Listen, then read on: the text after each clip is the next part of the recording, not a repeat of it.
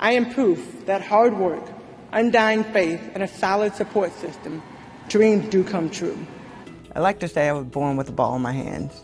My father played in the NBA, and I was born in the mix of all that. Oh, by Catchings. Oh, wow, was he upstairs? I was born with a hearing disability. My mom and dad found out when I was 3 years old. It really wasn't until third grade that I realized that I was different than everybody else. I got made fun of every single day for my big brown box hearing aids, and I was also born with a speech impediment.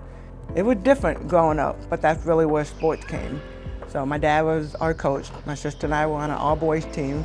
Sports was an avenue for me where I could play, I could go out, and I could do and train and practice and get really, really good at something.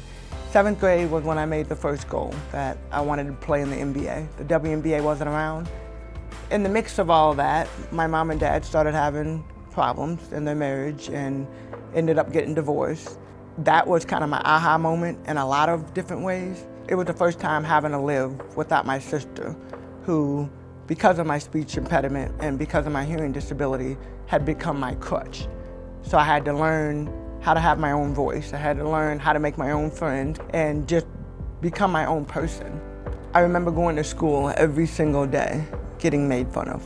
And I remember just one day waking up and I was like, man, I just want to be normal. One day on the way home, I took one hearing aid out, took the second hearing aid out, put it in my hand, turned to the field, and threw it. That was the thing that I needed to do to be able to be normal. So I had to learn how to read lips.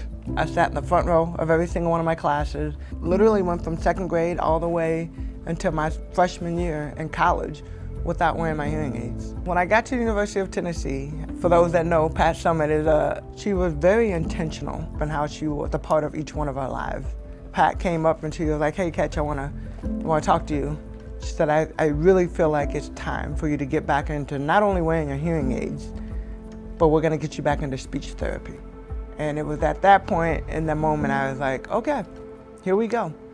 You know, to this day, I wear my hearing aids and, you know, now I'm a spokesperson and of course, you know, especially for the younger ones though, that had to deal or are dealing with bullying and are trying to figure out, hey, like, who am I?